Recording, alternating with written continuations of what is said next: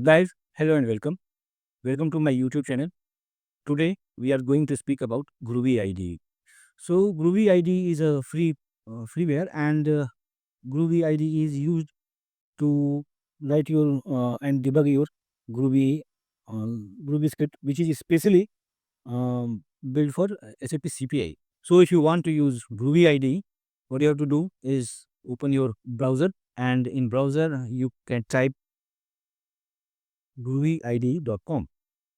So here in groovyide.com, you can see that by default it opens one window. So here in this Groovy ID, you can find that in left side you have your input, that is in form of input data, input XML, and here if you want whatever input you had, you can paste it here and then write the Groovy script in this window, this particular middle window, and your output will come here in the last window. Now, here you can see whenever you have to do, you have to click this execute script button, or you have to alt and enter in order to run this script. And if you find some problem, you can always find out here in the below console. Here you can see that there is a console. So again, to explain it, you have one input window where you have to paste your input payload. Then you have your script. Here you have to write your code, and in your output you will find the output of the window. In the below section you have console, where if any error comes, it will show you here. If any error comes on in your Groovy script, and to execute this you need to have this click to execute, and or you can this alt and enter in order to execute your code. So now here I'm going to explain your. I have already written one Groovy ID code, Groovy code, which will generate a random number based upon the character. So here, let's start. In SAP CPI, remember this thing. Remember this statement. Every SAP CPI Groovy code starts with states input as a process data. If you have not included process data in your as a function in your Groovy script, it might not work in SAP CPI.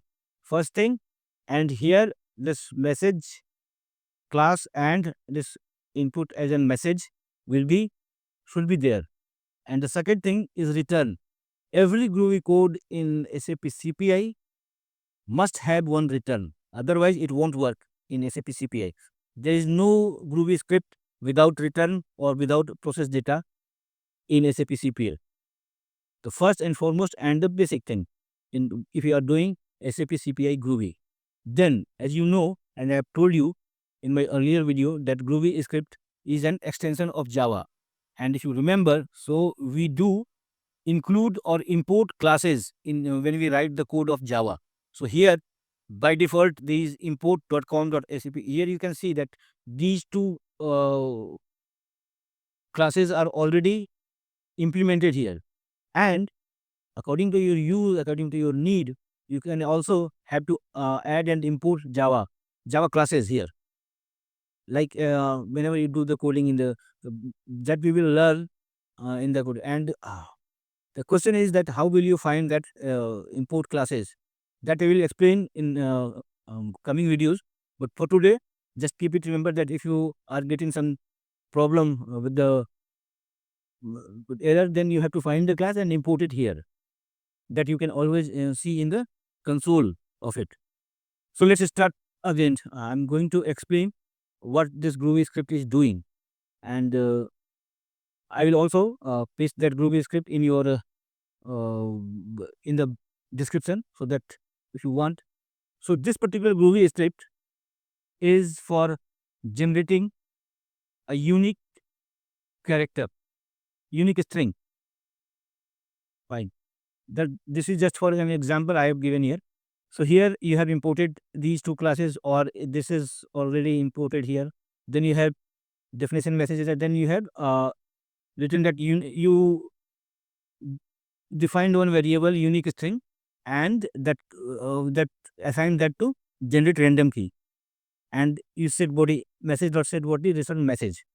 Now you are going to define that this random key function. This is your function. You have defined it. Then inside this you have defined the character which is A to Z. Here you can see A to Z and small A to Z, and then you have given 1 to 9. If you want, you can also give some special characters here in your character set in order to define your random key. But for example, I have just given this only. Then define new secure random key, and then you have a blank file, blank variable which is key. Now for every integer 1 to I plus plus means you have just defined we are just for 8 character length it will run less than 8 character. So you have implemented for loop, and in the for loop what you are doing that one by one selecting key and you are adding to the key. So now I am just cleaning this output, and we don't for this we don't need any input as well. And I clicked the message, and here you can see that 1 2 3 4 5 6 7 8 8 character randomly picked from that from this characters string, and it generated the output. Now let's play with this. I am going to add some more characters here in this,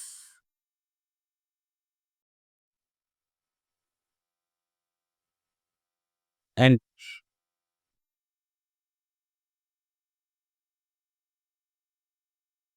character set I have added some of the special characters here, and now I am going to run the script.